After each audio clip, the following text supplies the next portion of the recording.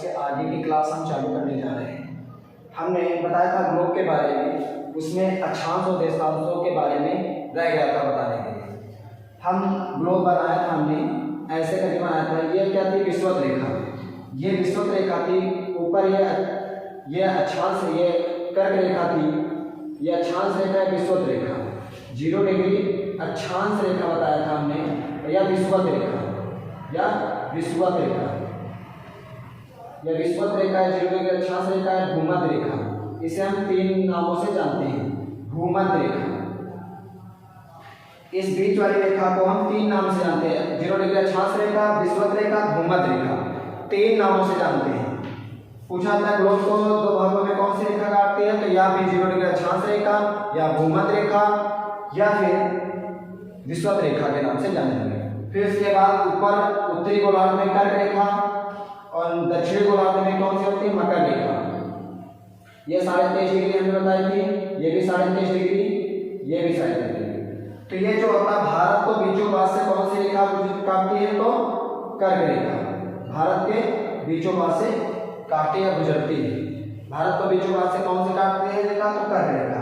वही हम देखते हैं, ठीक। अभी देखेंगे कि कौन सी रेखा किसको काटती है। और ये कौन से सीधे सीधे होते हैं, ये देशांतर होते हैं, जो उत्तर से दक्षिण की ओर खींची गई रेखाओं को क्या कहते हैं? देशांतर। तो देशांतर में जो पूर्वी देशांतर है वो भारत के कितने राज्यों से होकर गुजरती है, और कर्क रेखा भारत के कितने राज्यों से होकर गुजरती है। और इसका अक्षांशीय विस्तार और देशांतरी विस्तार भी बताएंगे। भारत का अक्षांशीय विस्तार और देशांतरी विस्तार भी बताएंगे। अब पहले हम देख लेते हैं भारत का अक्षांशीय विस्तार और देशांतरी विस्तार कितना है। तो भारत का अक्षांशीय विस्तार कितना है? तो ये देशांतर लंबे लंबे होते हैं, ये देशांतर और ये अक्षांश। तो भारत का अक्षांशीय विस्तार कितना है? तो ये अक्षांशीय विस्तार है हमारा, ये अक्षांशीय विस्तार, ये अक्षांश है ना भारत के, ऐसे सेट है ना अक्षांश, ये सब सेट है अक्षांश। ये अक्षांशीय विस्तार भारत का कितना है?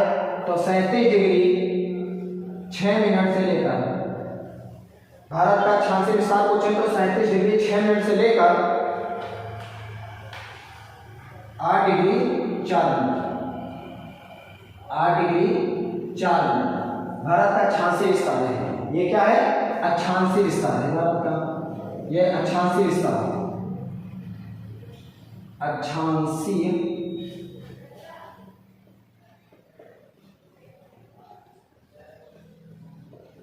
विस्तार। तो भारत का अक्षांशीय विस्तार पूछे तो 37 डिग्री 6 मिनट से लेकर 8 डिग्री 4 मिनट। अगर ये है भारत के मुख्य भूमि का अक्षांशीय विस्तार, अगर भारत का अक्षांशीय विस्तार पूछे तो 37 डिग्री 6 मिनट 6 डिग्री 4 मिनट तक होता है। यह है अंडमान निकोबार का। भारत का अक्षांशीय विस्तार पूछे तो 37 डिग्री 6 मिनट से लेकर 6 डिग्री 4 मिनट तक बताते हैं, ठीक। अगर भारत के मुख्य भूमि का अक्षांशीय विस्तार पूछे तो 37 डिग्री 6 मिनट से लेकर 8 डिग्री 4 मिनट। ये कहाँ स्थित है? तो तमिलनाडु, तमिलनाडु यहाँ राज्य पड़ता है, तमिलनाडु यहाँ राज्य पड़ता है। स्थान है कन्याकुमारी, कन्याकुमारी, ठीक। ये कहाँ स्थित है? तमिलनाडु या कन्याकुमारी। और जो ये पॉइंट है ये अंडमान निकोबार, भारत का जो क्षेत्रफल फैला है वो अंडमान निकोबार द्वीप तक फैला है, तो यहाँ तक लेंगे हम। ये अंडमान निकोबार द्वीप में, अंडमान निकोबार द्वीप है, ठीक। उसी द्वीप में एक बड़ा द्वीप है, अंडमान निकोबार द्वीप एक समूह है, ठीक। उसी में एक सबसे बड़ा द्वीप है ग्रेट निकोबार, उसी में ये स्थित है, ग्रेट निकोबार। पूछा जाता है 6 डिग्री 4 मिनट जो है दक्षिण एक विस्तार है, कहाँ है? तो ग्रेट निकोबार, ठीक। ग्रेट निकोबार तक ले लिया जाता है, ठीक। अब देखते हैं तमिलनाडु। अगर भारत का मुख्य भूमि का अक्षांशीय विस्तार बताएंगे तो 37 डिग्री 6 मिनट से लेकर 8 डिग्री 4 मिनट।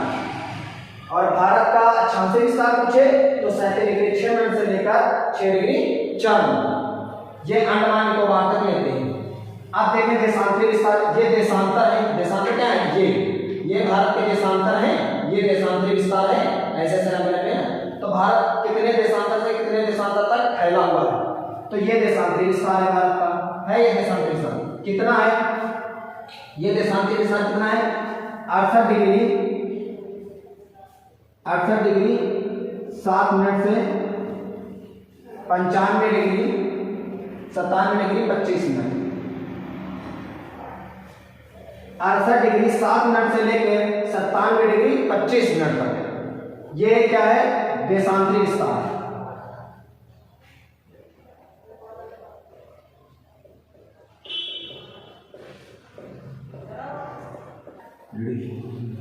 देशांतरी विस्तार। अब ये हो गया देशांतरी विस्तार। भारत का देशांतरी विस्तार कितना है, 68 डिग्री 7 मिनट से लेकर 97 डिग्री 25 मिनट। ये भारत का देशांतरी विस्तार है, यहाँ तक भारत फैला हुआ है।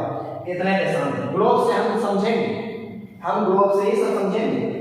फिर अब आते हैं एक पॉइंट पे कि भारत का दक्षिणतम बिंदु पूछा जाता है।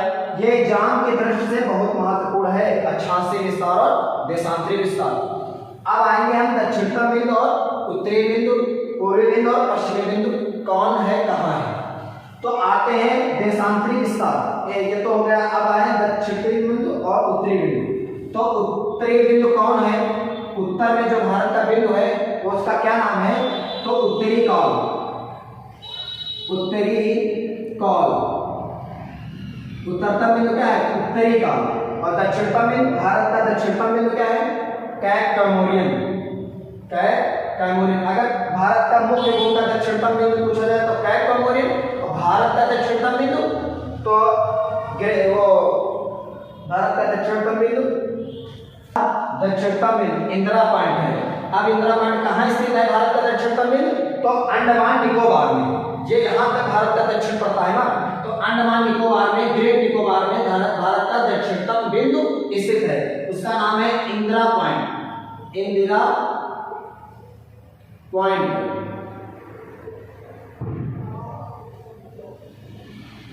इंदिरा पॉइंट, ठीक, इंदिरा पॉइंट है भारत का दक्षिणतम बिंदु। अब भारत का मुख्य भूमि का दक्षिणतम बिंदु अगर पूछे एग्जाम में, भारत का दक्षिणतम बिंदु पूछेगा तो इंदिरा पॉइंट बताओगे, इंदिरा पॉइंट। और मुख्य भूमि का दक्षिणतम बिंदु तो कैप कॉमोरियन। और ये कहाँ स्थित है, तो कन्याकुमारी। और कन्याकुमारी बोले तो तमिलनाडु, ठीक। तो ये कहाँ स्थित है, कैप कॉमोरियन। कैप कॉमोरियन, कैप कॉमोरियन है, ठीक। भारत के मुख्य भूमि का दक्षिणतम बिंदु कैप कॉमोरियन, भारत का दक्षिणतम बिंदु इंदिरा पॉइंट, और भारत का उत्तरतम बिंदु उत्तरी कौल। ये हो गया। अब भारत का पश्चिमी बिंदु देखते हैं, तो पश्चिमी बिंदु है सरक्रीक, सरक्रीक। और भारत का पश्चिमी बिंदु सरक्रीक, पाकिस्तान सरक्रीक मानता है, भारत गौर माता मानता है कि पश्चिमी बिंदु भारत का गौर माता है, गौर माता।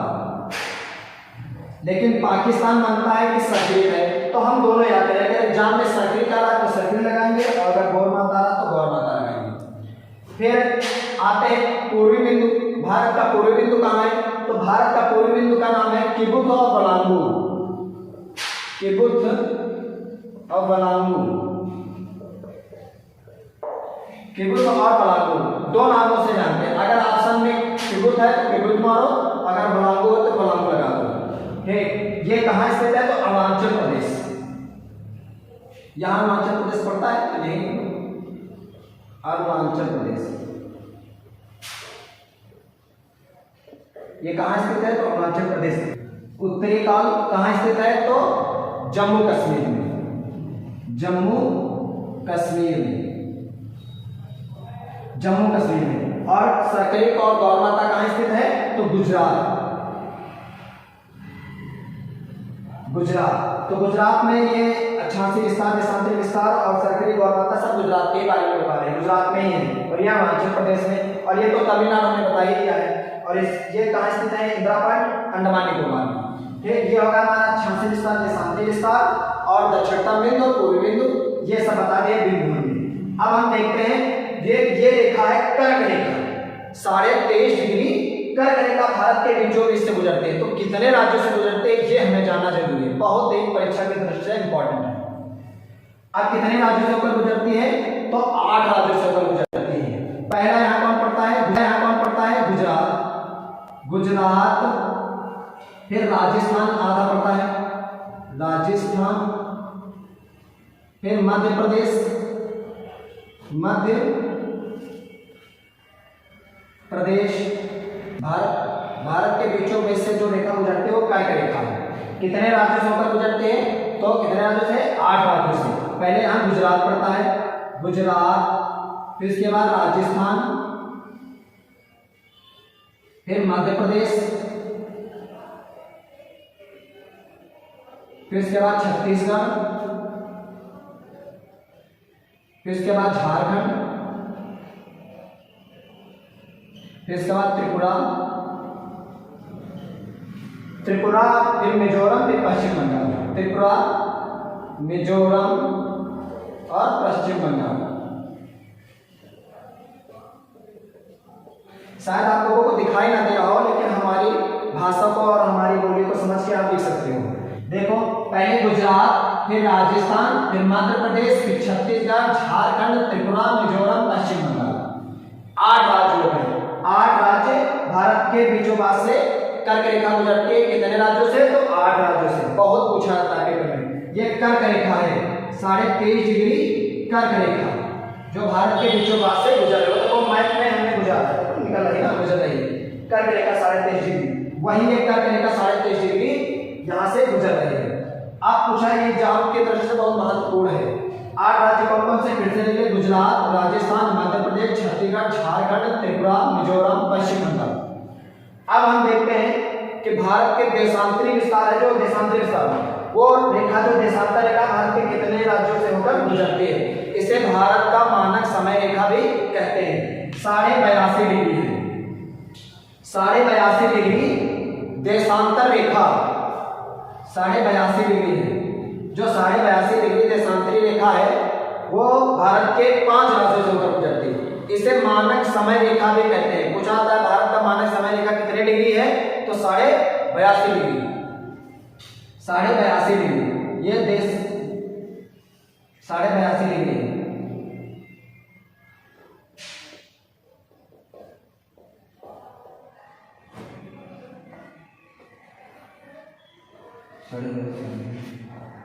डिग्री मानक समय रेखा है। जो 82.5 डिग्री मानक समय रेखा है भारत के कितने राज्यों से होकर गुजरती है? तो 5 राज्यों से। इसे हम देशांतरी रेखा भी कहते हैं। देशांतरी रेखा ये है क्योंकि ये देशांतर ये है लंबे लंबे। ठीक, ये 82.5 डिग्री मानक समय रेखा भारत के कितने राज्यों से होकर गुजरती है? तो 5 राज्यों से। पहला कौन है? यूपी, फिर एमपी, फिर यूपी, फिर एमपी, फिर इसके बाद Chhattisgarh, UP, MP, Chhattisgarh, UP, MP, Chhattisgarh और उड़ीसा और आंध्र प्रदेश। 5 राज्यों में कौन कौन से? यूपी, छत्तीसगढ़, एमपी, उड़ीसा और आंध्र प्रदेश। कितने राज्य होते हैं? 5 राज्य। बहुत इंपॉर्टेंट है। ये जो गुजरती है मानक समय रेखा, भारत की मानक समय रेखा, ये इलाहाबाद के नैनी से होकर गुजरती है। जो ये रेखा, जो मानक समय रेखा है, ये ग्रीनविच से 5.5 घंटे आगे है। हमारे भारत के जो मानक समय रेखा है वो ग्रीनविच समय से 5.5 घंटे आगे है। ठीक, ये कहां से निकलती है? तो भारत के इलाहाबाद के नैनी से होकर गुजरती है। इलाहाबाद के नैनी से होकर गुजरती है। पूछा था 82.5 डिग्री भारत के कहां से गुजरते हैं? तो इलाहाबाद के नैनी से होकर गुजरती है। ये हम देख लिया। अभी हम लिखवा के देंगे। ये मैप के द्वारा समझाया ताकि याद रहे आप लोगों को। हेलो दोस्तों, अब आप लोग ऐसा करिए, आप इसे स्क्रीनशॉट कर लीजिए और या उतार लीजिए। आप स्क्रीनशॉट कर लीजिए। हम दूसरा मैप बनाने जा रहे हैं, थोड़ा और बनाने जा रहे हैं। और पढ़ाते हैं। फिर उसके बाद अब हम नया मैप नहीं बनाएंगे। हालांकि अब हम ये बताना चाहते हैं कि यहाँ समुद्र है। ये यहाँ क्या पड़ता है? बंगाल की खाड़ी। बंगाल की खाड़ी यहाँ पड़ती है, बंगाल की खाड़ी। इस तरफ क्या पड़ता है? अरब सागर। अरब सागर इस तरफ पड़ता है, अरब सागर। इस तरफ पड़ता है बंगाल की खाड़ी। नीचे है हिंद महासागर। नीचे क्या है? हिंद महासागर। हिंद महासागर नीचे है हिंद महासागर। अब पूछा जाता है भारत के कितने पड़ोसी देश हैं जो जल और स्थल दोनों से स्पर्श करते हैं? भारत से स्पर्श करते हैं और जल और स्थल दोनों से। तो 7 देश हैं, भारत के 7 देश हैं तो जल और स्थल दोनों से स्पर्श करते हैं। पहला है यहाँ कौन सा? पाकिस्तान। यहाँ पड़ता है पाकिस्तान, पाकिस्तान। फिर यहाँ कौन सा पड़ता है? यहाँ पाकिस्तान, फिर मालदीव, मालदीव, पाकिस्तान, मालदीव। यहाँ श्रीलंका है, श्रीलंका है। यहाँ इंडोनेशिया है,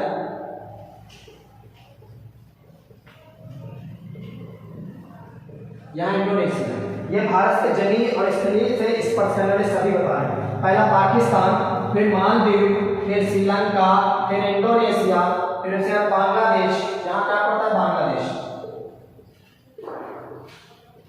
बांग्लादेश।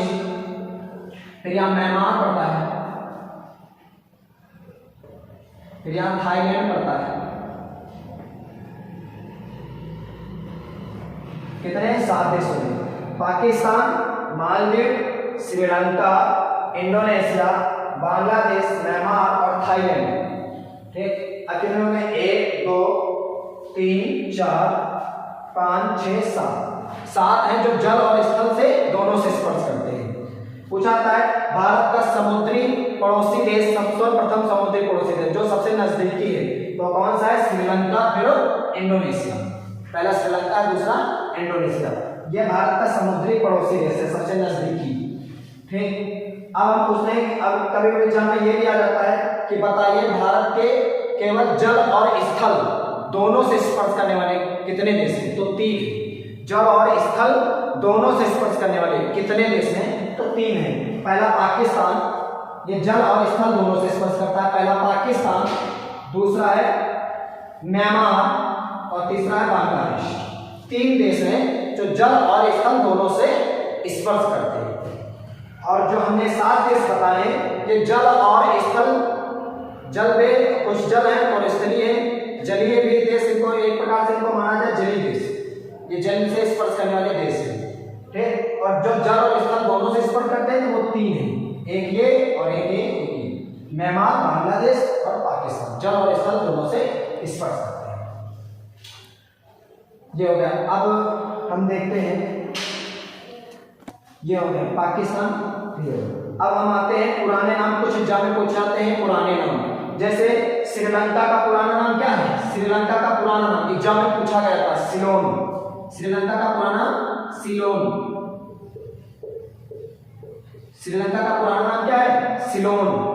और पूछा जाता है जैसे श्रीलंका का पुराना नाम सिलोन, वैसे पूछा जाता है हिंद महासागर का पुराना नाम क्या है? तो रत्नाकर। हिंद महासागर का पुराना नाम रत्नाकर। ये एग्जाम के दृष्टि से बहुत पूछा जाता है कि हिंद महासागर का पुराना नाम रत्नाकर और श्रीलंका का पुराना नाम सिलोन। आप लोग, हम बोल रहे हैं, आप लोग लिख लेना क्योंकि हम यहाँ लिखने के लिए हमारी जगह नहीं बचेगी। तो आप लोग इतना तो आप लोग भाई हो, एक आप लिख सकते हो अपने बुक में। ठीक, रत्नाकर और सिलोन। ये क्या है? श्रीलंका का पुराना नाम सिलोन और हिंद महासागर का पुराना नाम रत्नाकर। और एशिया महाद्वीप में हमारा भारत स्थित है। एशिया महाद्वीप का पुराना नाम जम्मू द्वीप। एशिया महाद्वीप का पुराना नाम जम्मू महाद्वीप। एशिया महाद्वीप, एशिया महाद्वीप का पुराना नाम क्या है? जम्मू द्वीप। ये पुराने नाम है। इन पुराने नामों को हम याद रखेंगे, एग्जाम की दृष्टि से बहुत महत्वपूर्ण है। जब आपके एग्जाम में आएगा तब मालूम पड़ेगा कितना महत्वपूर्ण है। जम्मू द्वीप ये एशिया के महाद्वीप के पुराना नाम है। एशिया महाद्वीप का रत्नाकर। हमने इतना बता दिया आप लोगों को। अब आज के लिए इतना करते हैं, नेक्स्ट कल होगा और हम अगले नए वीडियो के साथ पढ़ाएंगे आपको। आपको अगर पसंद आए तो आप लोग लाइक और सब्सक्राइब कर देना। ठीक भाइयों, चलिए एक नए वीडियो के साथ मिलते हैं। बहुत